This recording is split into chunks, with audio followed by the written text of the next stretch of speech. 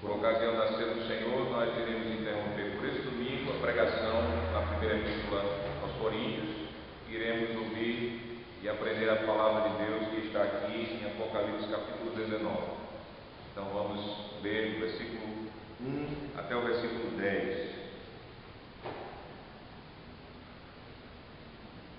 Depois destas coisas, ouvi no céu uma como grande voz de numerosa multidão, dizendo: Aleluia! A salvação e a glória e o poder são do nosso Deus, porquanto verdadeiros e justos são os seus juízos.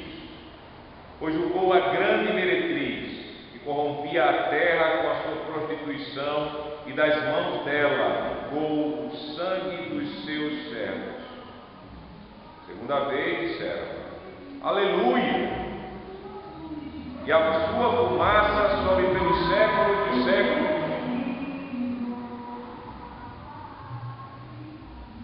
Os 24 anciãos e os 4 seres viventes prostraram-se e adoraram a Deus, que se acha sentado no trono, dizendo: Amém, Aleluia! Saiu uma voz do trono exclamando: Dai louvores ao nosso Deus, todos os seus servos, os que o temeis, os pequenos e os grandes. Então ouvi uma como voz de numerosa multidão, como de muitas águas, como de fortes trovões, dizendo: Aleluia! Pois reina o Senhor, nosso Deus, o Todo-Poderoso. Alegremos-nos, exultemos e demos-lhe a glória, porque são chegadas as bodas do Cordeiro, cuja esposa a si mesma já se ataviou. Pois lhe foi dado vestir-se de linho finíssimo, resplandecente e puro, porque o linho finíssimo são os atos de justiça dos santos. Então me falou o anjo: escreve: bem-aventurados aqueles que são chamados à ceia das bodas do Cordeiro. E acrescentou: são estas as verdadeiras palavras de Deus. Prostrei-me ante os seus pés para adorá-lo. Ele, porém, me disse: vê, não faças isso. Sou conservo teu e dos teus irmãos que mantêm o testemunho de Jesus. Adora a Deus, pois o testemunho de Jesus é o espírito da profecia.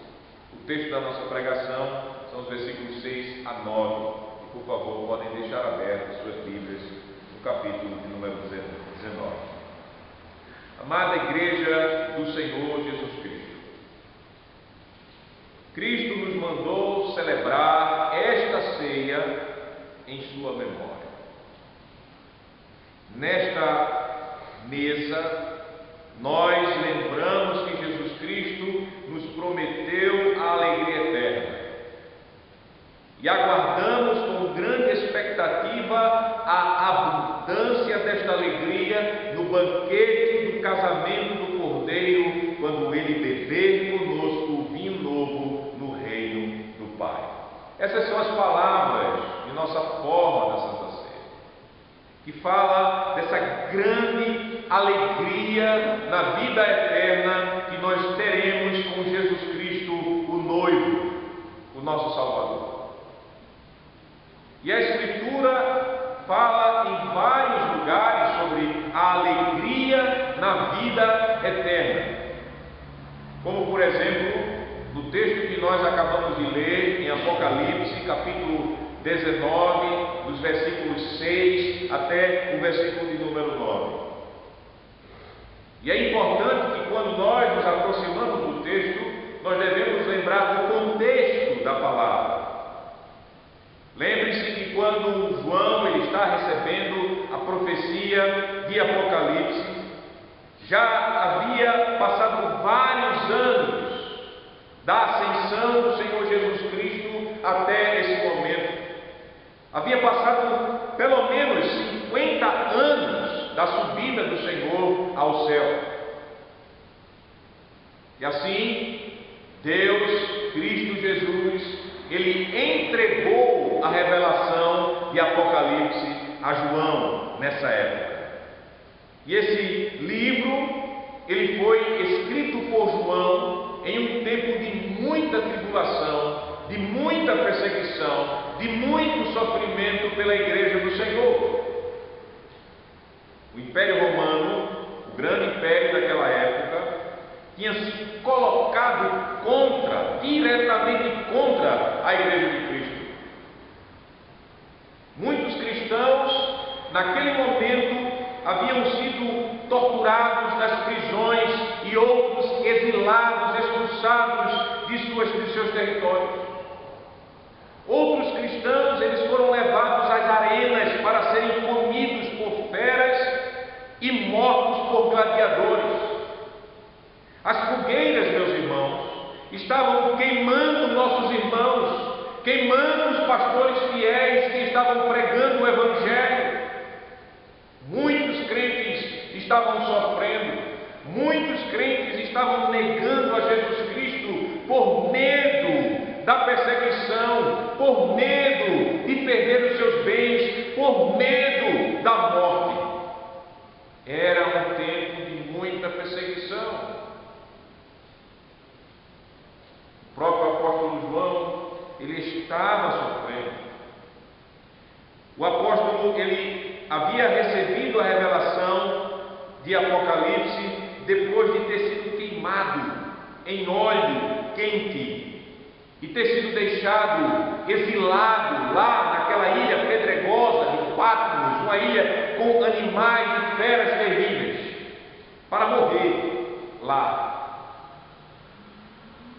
Foi em meio a esse momento de sofrimento, de perseguição, que Jesus apareceu a João e deu toda esta revelação, todo o livro de Apocalipse. Foi nesse momento de tanta tristeza e que aparentemente a igreja de Cristo estava sendo derrotada, que Jesus Cristo revelou o seu Evangelho para consolar e para manter viva a esperança da igreja no meio da tribulação. É isso que o Senhor Jesus ele faz com essa mensagem de Apocalipse capítulo 19. É o Evangelho que ele nos entrega, o Evangelho que proclama a sua igreja de todas as épocas, a igreja peregrina, a igreja sofredora, a igreja perseguida, a igreja que está espalhada na história, no mundo e neste culto. O Evangelho que proclama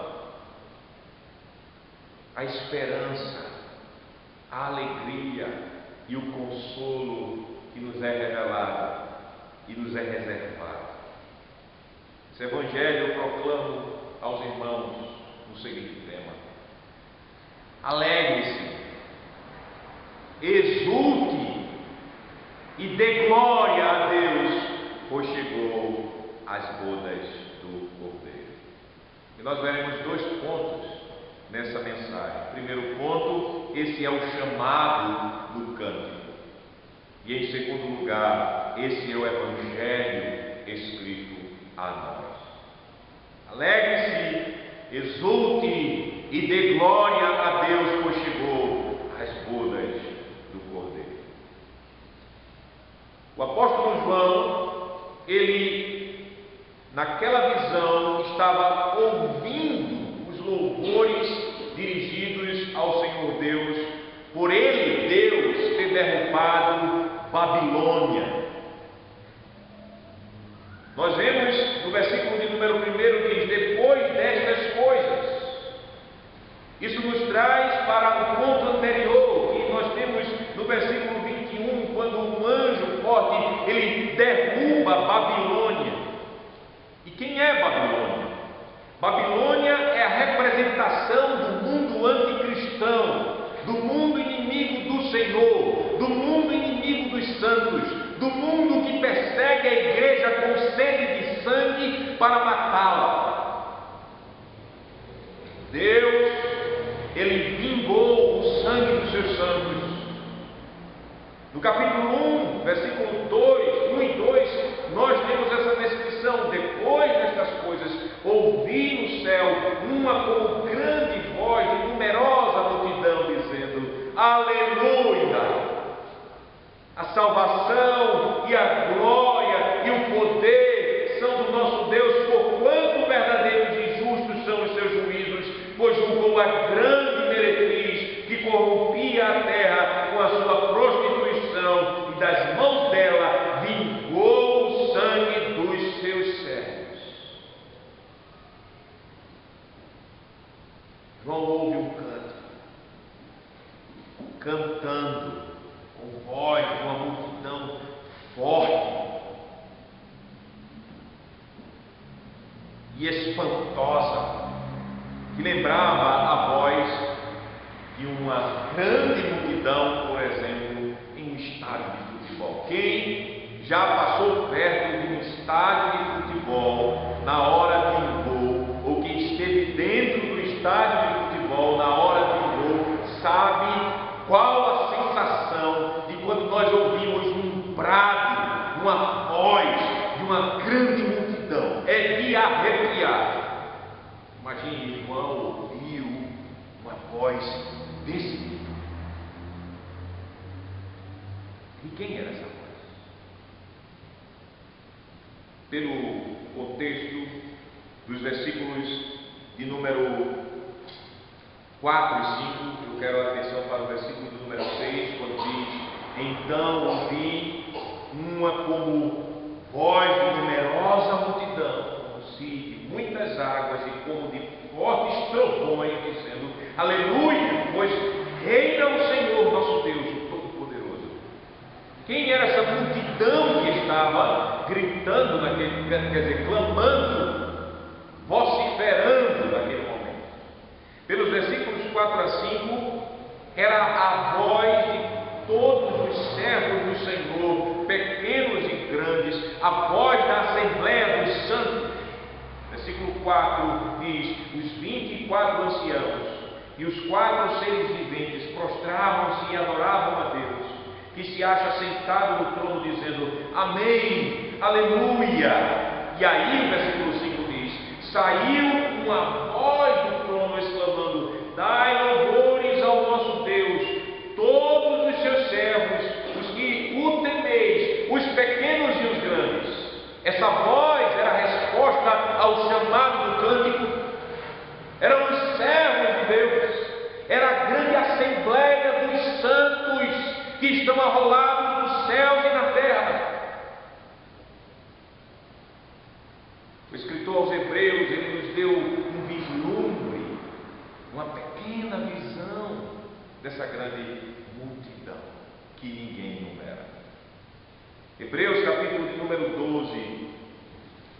Hebreus capítulo de número 12, versículos 22.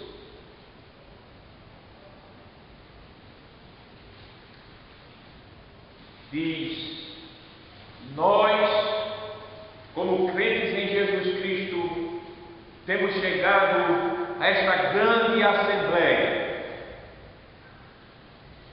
Hebreus capítulo 12, versículo 22, o texto diz: Mas tende chegado ao monte Sião, e à cidade do Deus vivo, a Jerusalém celestial, e a incontáveis hostes de anjos, e a universal assembleia e igreja dos primogênitos arrolados nos céus, e a Deus, o juiz de todos, e aos espíritos dos justos aperfeiçoados, e a Jesus, o mediador da nova aliança, e ao sangue da aspersão, que fala coisas superiores ao que fala o próprio Abel.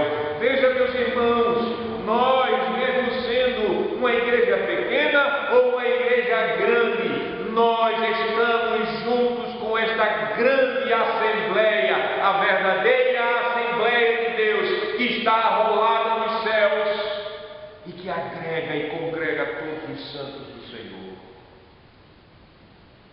Aquele cântico do capítulo 19, versículo 6 de Apocalipse. é a resposta ao chamado da voz que saía do trono. Eles louvaram ao Senhor.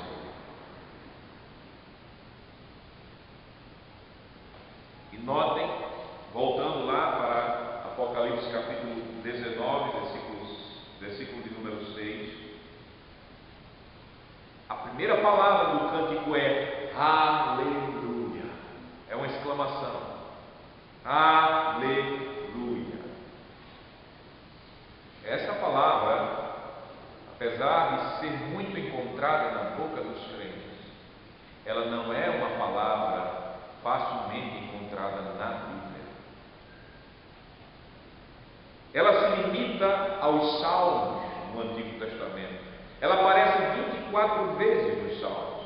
E no Novo Testamento só é usada no livro de Apocalipse.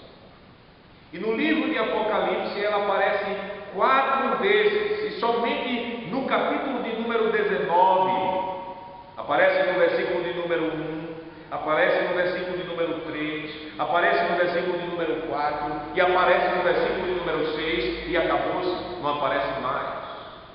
É uma palavra especial. A palavra aleluia, ela significa louvado seja Iá ou Já.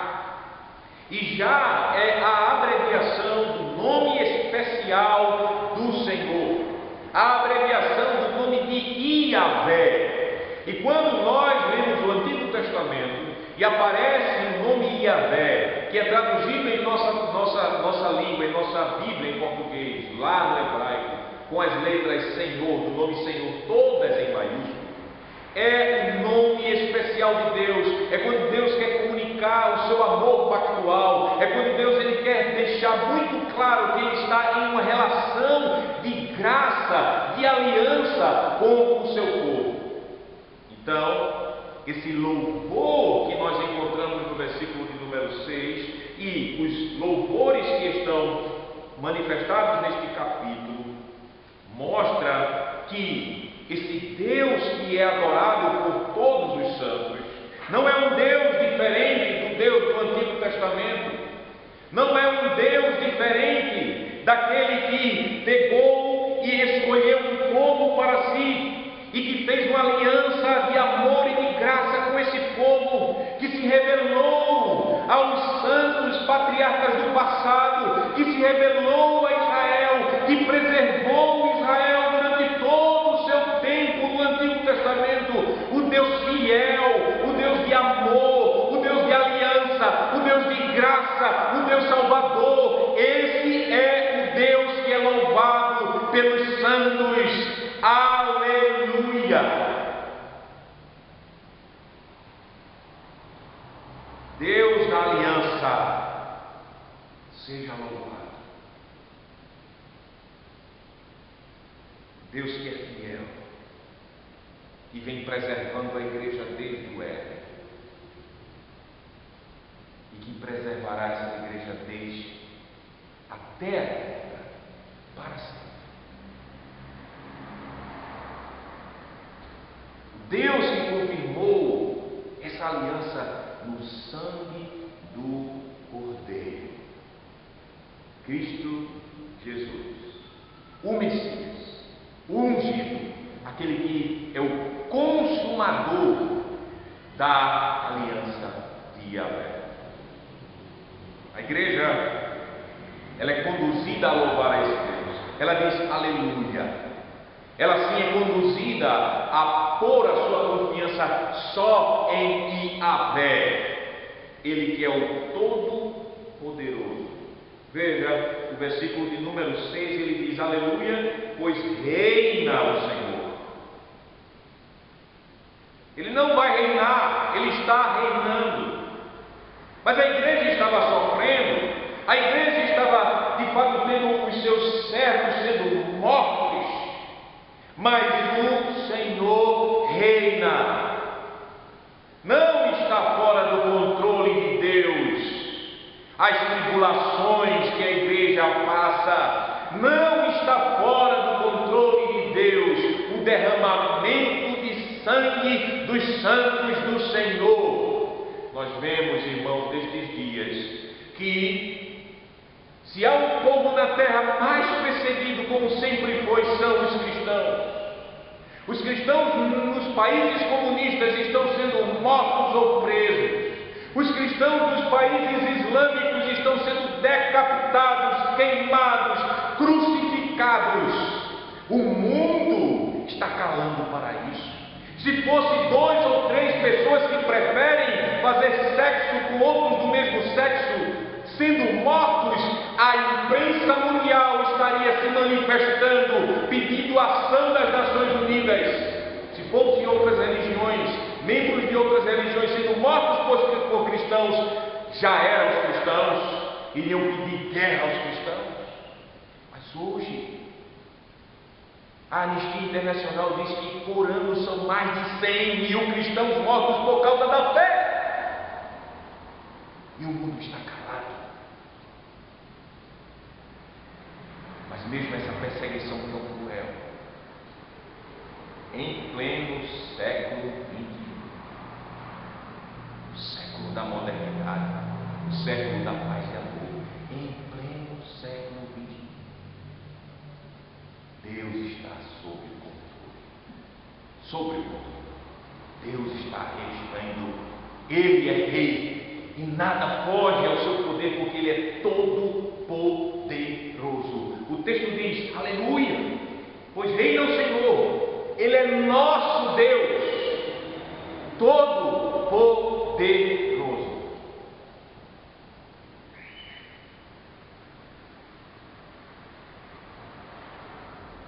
Essa expressão todo-poderoso aparece apenas 10 vezes no Antigo Testamento, sendo que 9 vezes somente em Apocalipse. Será que é por acaso isso?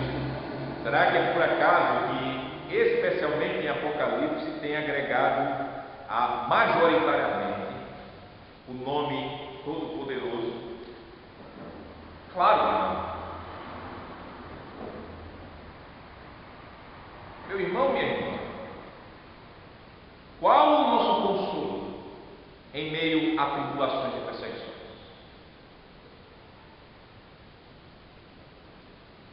O que dá a você a certeza da sua vitória final sobre os seus inimigos?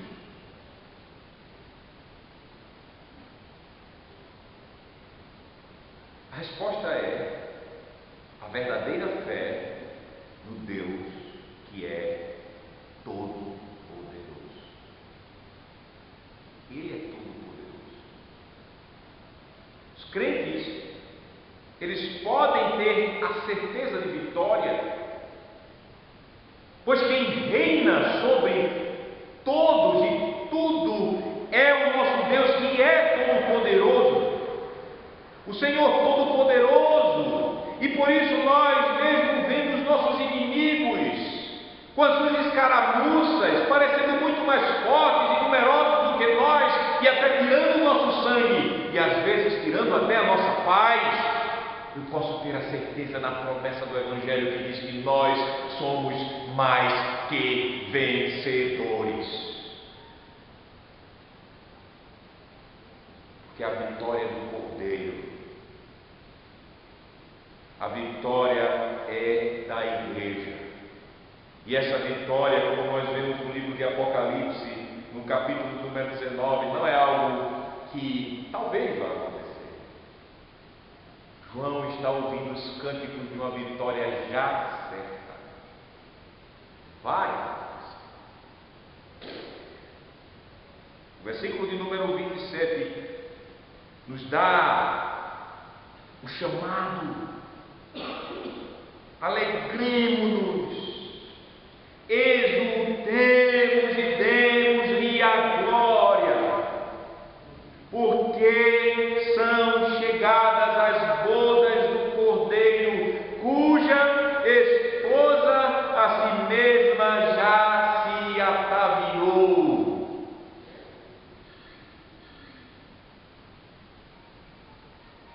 Vejam o seguinte nesse texto: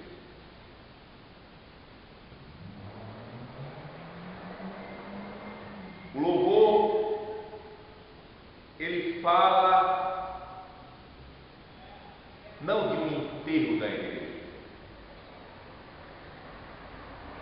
Enterro é sinal de tristeza.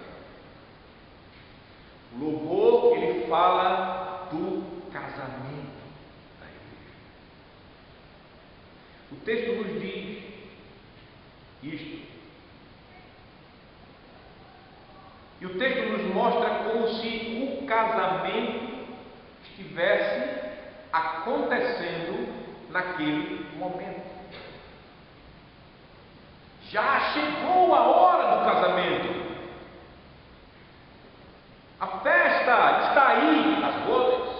A esposa já está toda preparada. Ela está ataviada, enfeitada, ornamentada. Você lembra quando a sua esposa estava ataviada?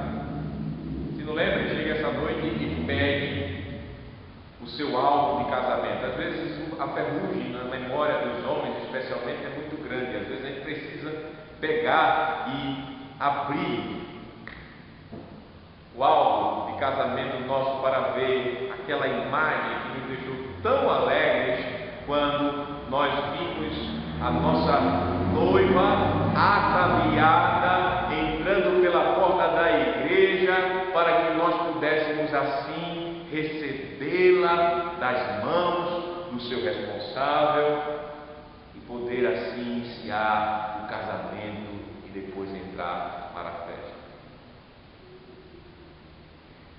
João, ele vê isso.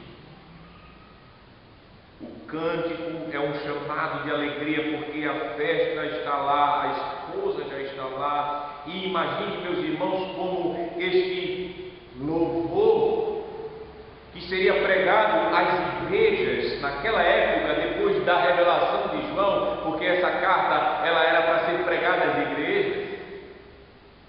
Como esse louvor ele encheu a igreja de alegria, como primeiramente encheu o coração do próprio apóstolo e depois da própria igreja do Senhor, que estava sofrendo tanto.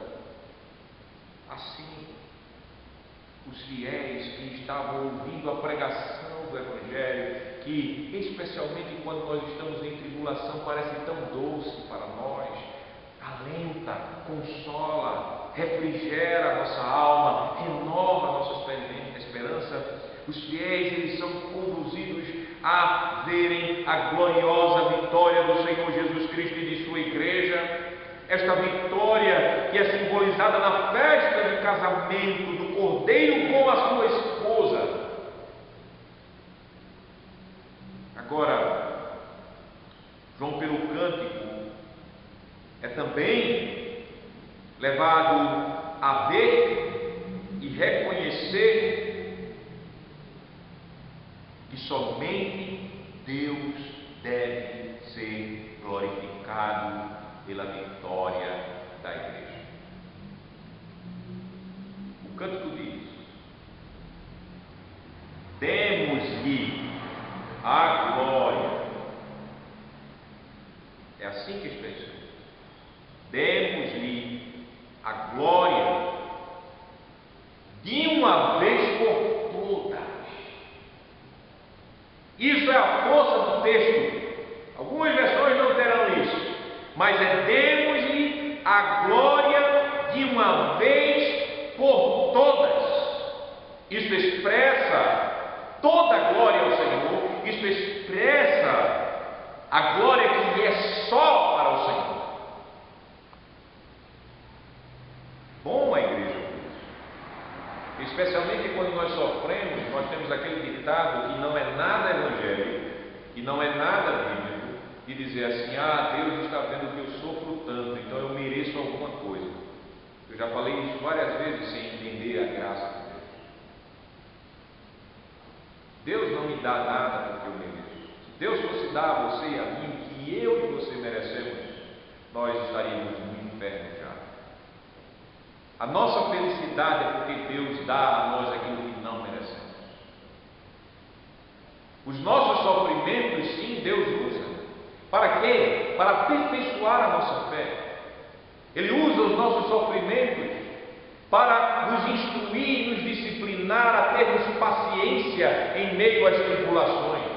Nesse sentido, os nossos sofrimentos, eles são usados por Deus para nos purificar. Nesse sentido, não tirar pecado, mas nos aperfeiçoar, nos purificar como o ouro é purificado pelo fogo.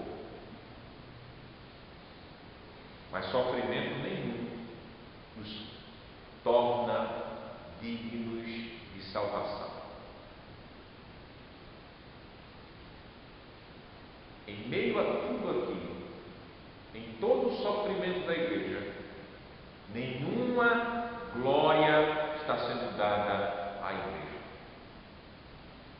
Demos-lhe a glória, só a Ele e para sempre.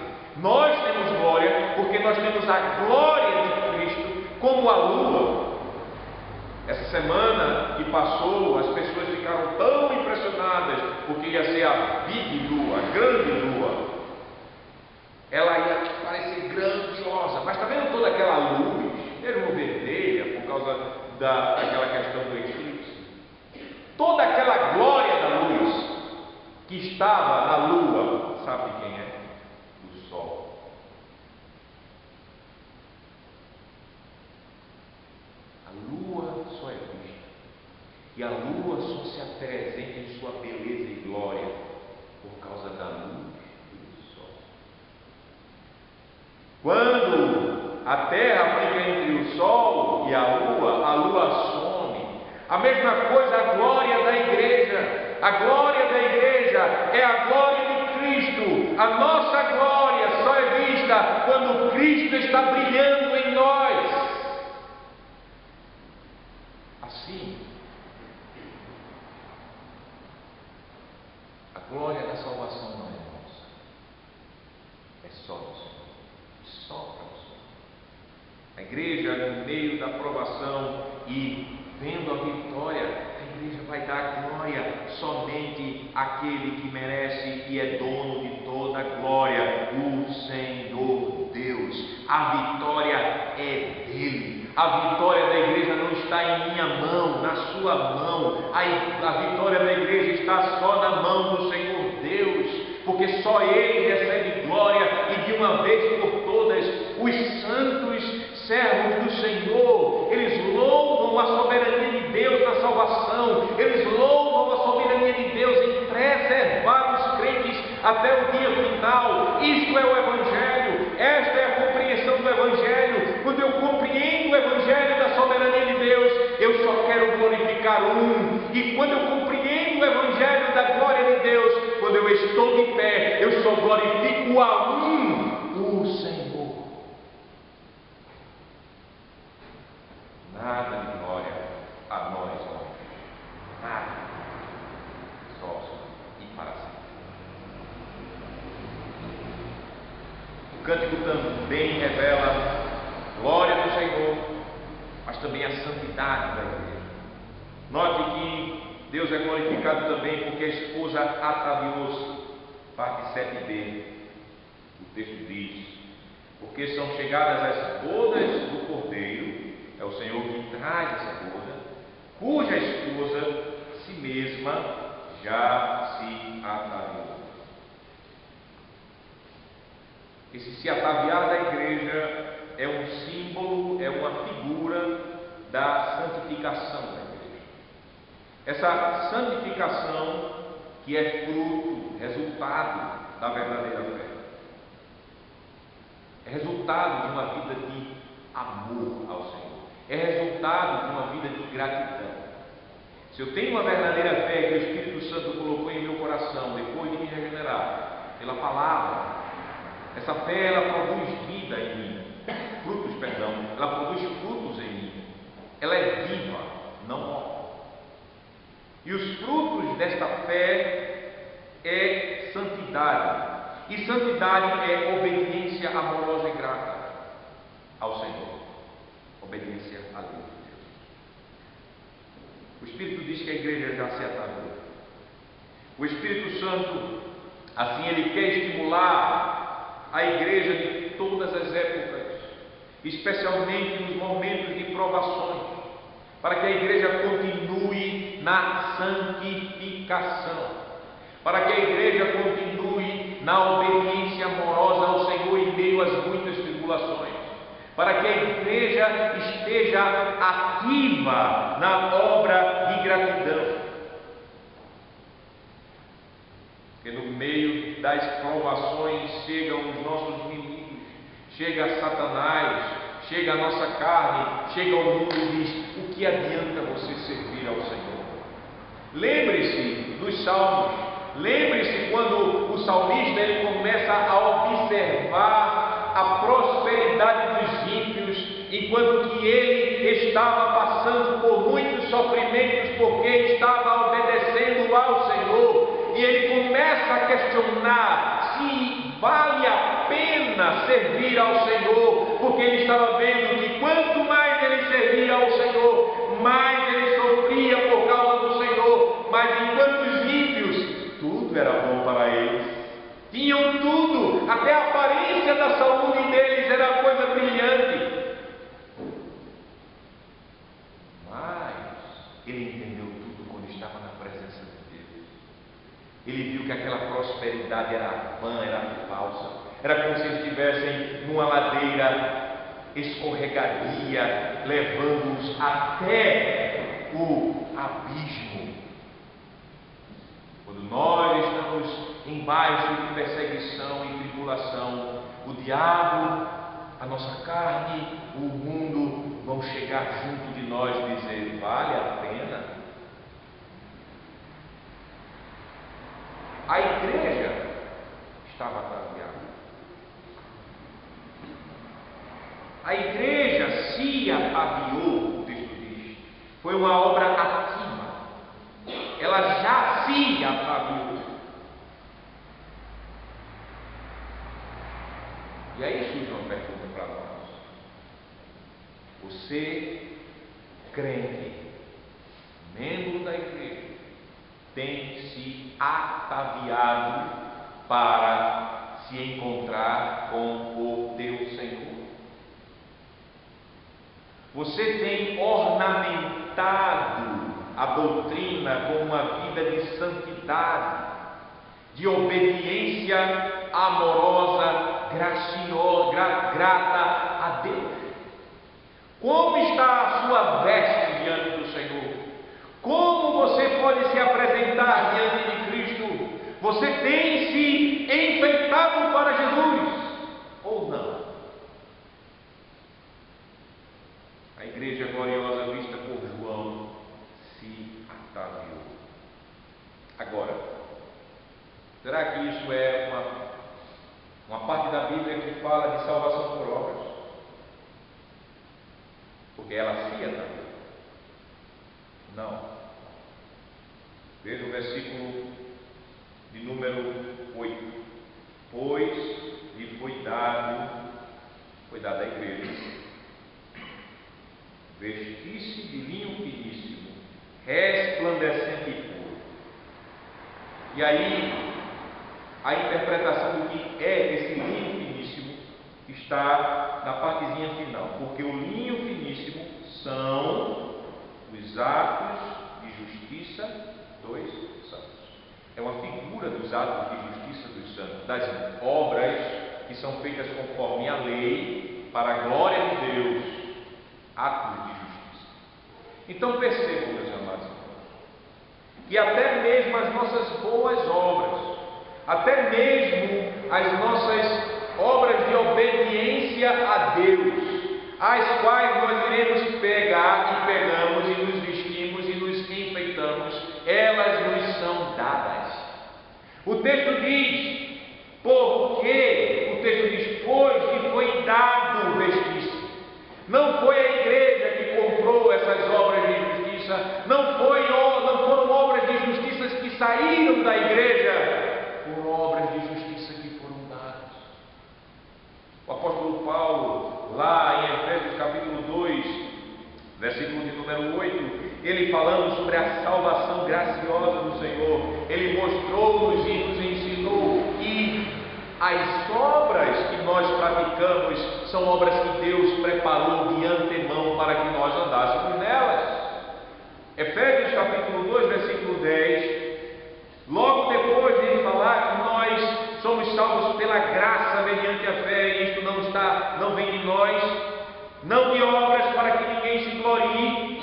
No versículo 10 ele diz: pois somos feitura dele, de Deus, somos criaturas novas de Deus, obras de Deus, criados em Cristo Jesus. Para quê? Para boas obras,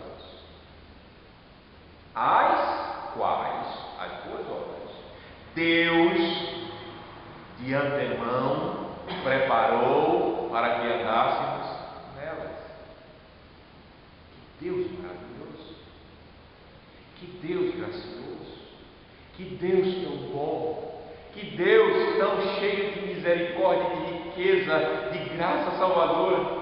Veja, meus amados irmãos, é inconcebível isso.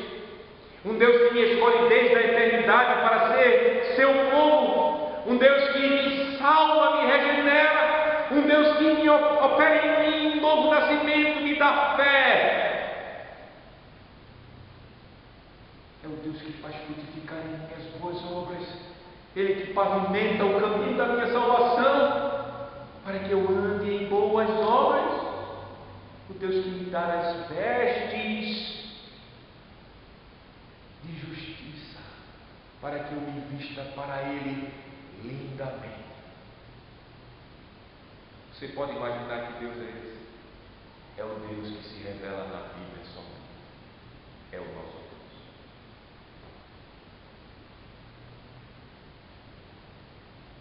Foram dadas as vestes.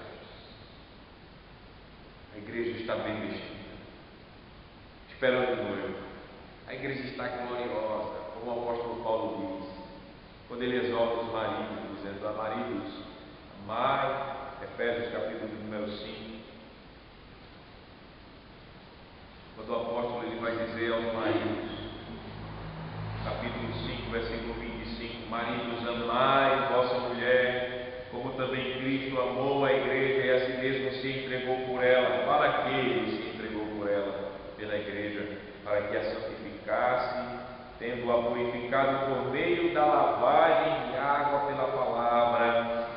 Para quê? Para apresentar a si mesmo igreja gloriosa, sem mácula, sem nem ruga, nem coisa semelhante, porém santa e sem defeito.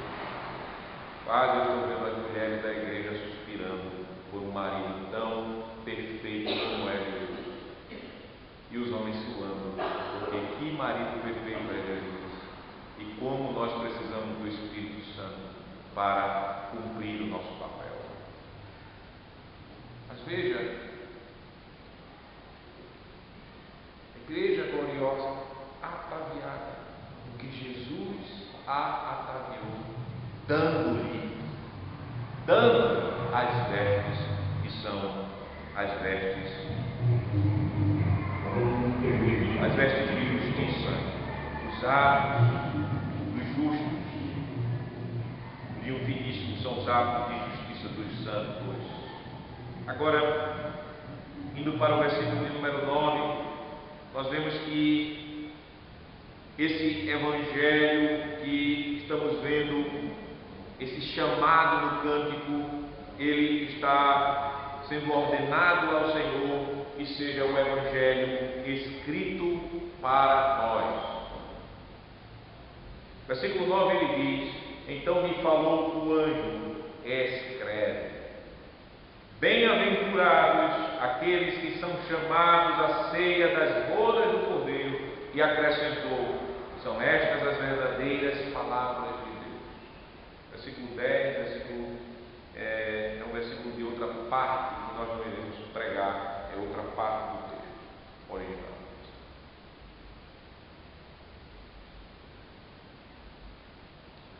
João ele recebe uma ordem, escreve. O desejo de Deus, meus irmãos,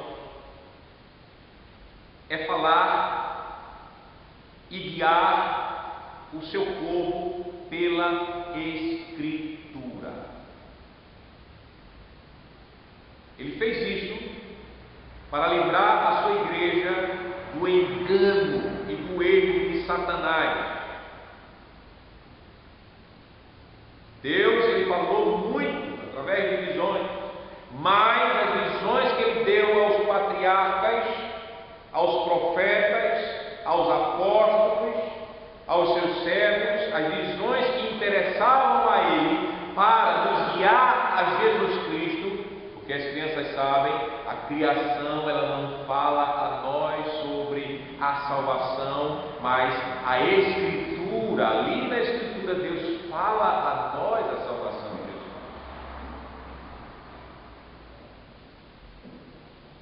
Deus sabia que se ele deixasse por meio somente da comunicação oral, Satanás iria corromper a sua palavra de um modo muito tremendo. A palavra já escrita, Satanás já corrompe, quanto mais não escrita. Então Deus ele quer que a palavra dele seja escrita. E ele fala isso ao apóstolo: escreve. Porque Deus ele quer proteger a igreja de qualquer movimento que defenda revelações fora das revelações que estão na Escritura. Qualquer movimento, você pode estudar a história da igreja, que arrogou para si revelações além dos 66 livros da Bíblia, levaram os cristãos à morte espiritual, à confusão, à divisão. Isso está na história da igreja, porque vai contra a palavra. O apóstolo recebe a ordem, escreve. Escreve o quê? Bem-aventurados aqueles que são chamados à ceia das bodas do Cordeiro. O versículo 9 assim está servindo como uma conclusão dos versículos 6 a 8. E o verso 9 é de fato a boa notícia para a igreja. Toda fundamentação para que a igreja se alegre, exulte, porque chegou às bodas do Cordeiro. Porque eu pergunto a vocês: quem são os bem-aventurados?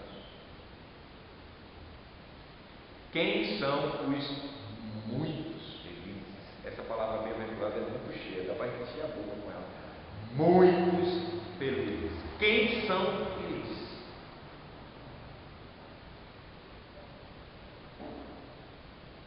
É a igreja sofredora. No tempo do apóstolo João, os bem-aventurados poderiam se achar aqueles que estavam com amizade com o mundo cristão. Sabe por quê? Porque aqueles que estavam em amizade com o mundo anticristão, aqueles que estavam adorando o Estado, que era um Deus representado em César, que tinha culto ao Estado, aqueles que estavam dizendo: rapaz, qual é a besteira da gente participar do culto lá a César? É só uma palavrinha, ave César.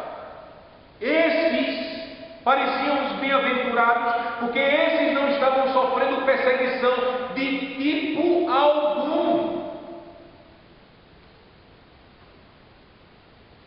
Tipo algum. Pelo contrário, eram louvados, como acontece hoje com os cristãos. Quem são aqueles que são considerados como os inimigos da sociedade moderna hoje? Não somos nós? Somos os cristãos.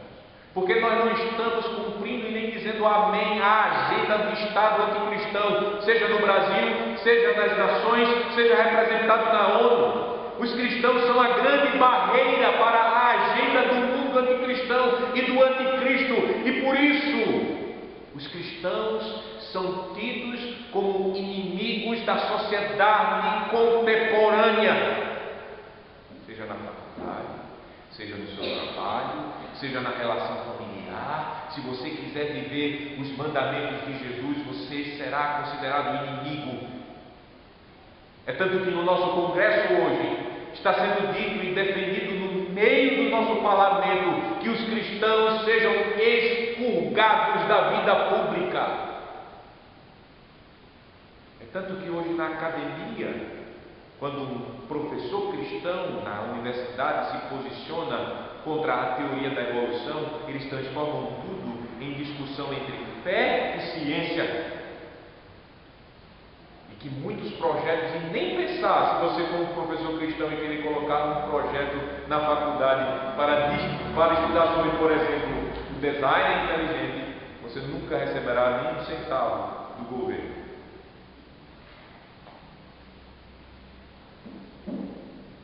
Quem são aqueles que são tidos os bacanas do mundo? Não é a igreja. Quem são os bem-aventurados?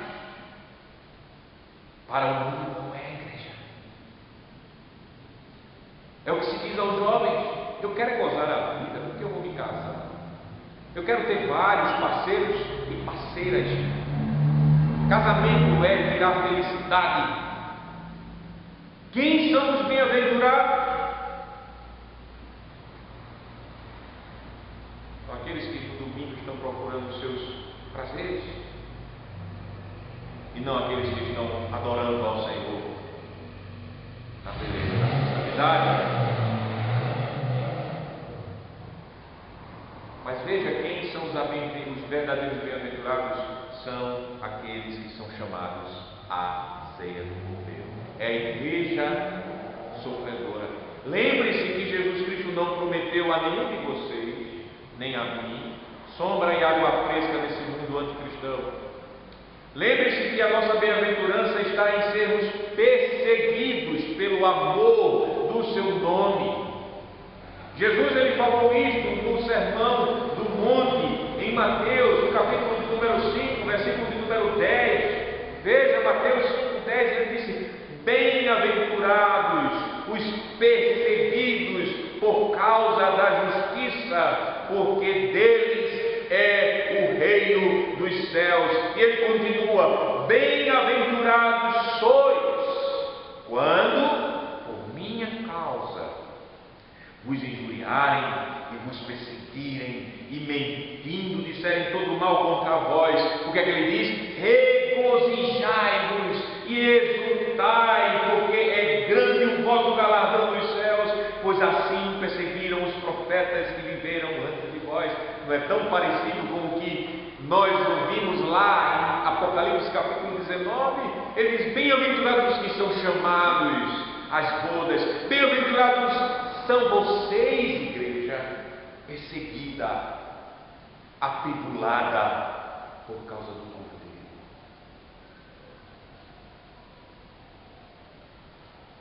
Assim nós vemos que a igreja,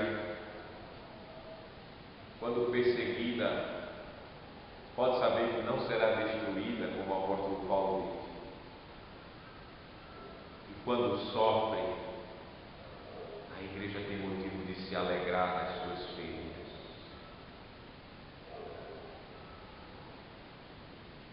Porque eles podem até fazer feridas em nossas carnes, até em nossas almas, mas essas feridas não nos matarão e não nos levarão ao inferno. Porque aquele que já foi ferido, aquele que foi ferido de Deus, aquele que Apocalipse diz que é o Cordeiro que parecia ter sido morto, ele venceu a morte e os nossos inimigos, para que as nossas feridas e sofrimentos nesta vida não nos levassem à morte eterna e ao inferno. Você para pensar nisso? Você medita nisso em meio às tribulações por causa do amor de Cristo? Você se alegra porque você está sofrendo por causa da fé no Senhor? Não tenha um padrão de alegria que o mundo tenta impor a você. Redirecione sua mente para o padrão de bem-aventurança que o Evangelho nos ensina. Ser bem-aventurado é estar nessa mesa. Glória a Deus. Ser bem-aventurado é fazer parte do povo do Cordeiro. Ser bem-aventurado é ser membro da igreja ataviada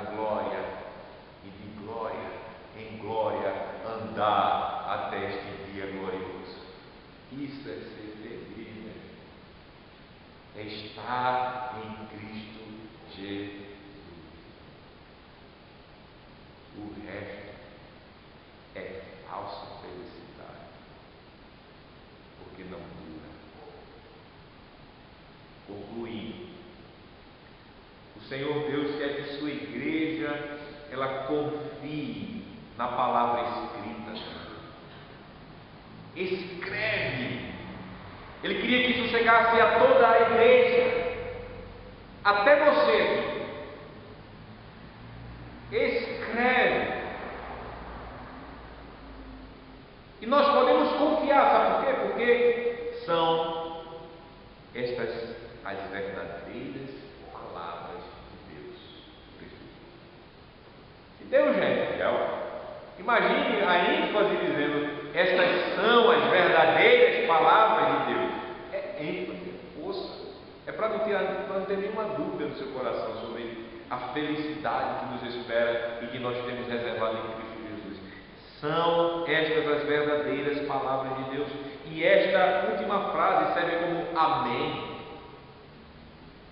Amém significa isso, é verdadeiro e certo. Amém é uma palavra que está na Bíblia, que nós, quando dizemos amém, não é por motivo leviano, mas é por motivo de dizer: Senhor, isto é tão verdadeiro e seguro, e Jesus é o nosso amém, e Jesus, Ele nos dá essa palavra, nos dá essa palavra para que nós possamos também dizer amém com toda a alegria, com toda a segurança. Nós somos felizes, e nós em Cristo podemos nos consolar, porque nós temos a garantia da nossa vitória nas bodas e no casamento do Cordeiro. Meu irmão em Cristo, o Espírito Santo, ele diz que você está nele pela verdadeira fé, é bem-aventurado, feliz e muito feliz. Você pode, assim, em meio a todas as suas tribulações, chamar a sua alma, convocá-la para que ela se encha de alegria. Alegrai-vos sempre no Senhor. Outra vez eu vos digo: alegrai-vos no Senhor. Você pode e deve chamar a sua alma a glorificar a Deus de uma vez por todas, já agora, porque você já é vitorioso, pois reina o Deus Todo-Poderoso, que é o nosso Deus. Não importa os sofrimentos que por causa do nome de Jesus você possa estar sofrendo, seja em sua casa, seja no meio da sociedade, seja dentro da igreja, não importa o tamanho desse sofrimento, importa o tamanho da glória que temos em Cristo Jesus. Garanto. Glória a Deus. O Evangelho do Cordeiro diz: bem-aventurados aqueles que são chamados a ser do Cordeiro. E hoje nós teremos um vislumbre dessa ceia que nós teremos com o Senhor. Hoje nós estaremos chegando à mesa do Senhor que está sendo posta, e esta mesa é como se fosse uma representação da grande ceia que será nos servida nas bodas do Cordeiro, lá quando estivermos completos, plenos e ataviados com toda a glória no dia do Senhor. E por isso Deus nos dá alegria cada vez que nós participamos da mesa dele, que nós saborearmos essa salvação, que nós sentimos o cheiro desta salvação, que nós podemos provar em nossos sentimentos, olhos, paladar, olfato, nas palavras, no tato, palavras ouvidas e no tato, nos enchendo de modo concreto, com a promessa que nós sentaremos um dia com o nosso noivo e poderemos tomar com ele novamente um novo vinho e tomarmos a ceia sem mais nenhum problema, sem mais nenhum pecado, sem mais nenhum inimigo, sem mais nenhuma dor, sem mais nenhuma lágrima caindo dos nossos olhos. Aqui no culto temos já este pedacinho da nossa grande bem-aventurança. Por isso, venha com fé celebrar a Deus. Você que é membro da igreja e está em plena comunhão com o Senhor, vem cear Esta ceia que proclama ao mundo a vida do nosso noivo, Jesus Cristo, que está vindo para cumprir a promessa dada à amada noiva dele. Esta ceia que sela essa promessa. Não perca a alegria. Não deixe de exultar nessa vida eterna. Vem cear, glorificando a Cristo. O Evangelho está dizendo a você: você é bem-aventurado. Venha provar o começo da bem-aventurança, da alegria e da glória das bodas do Cordeiro. Amém.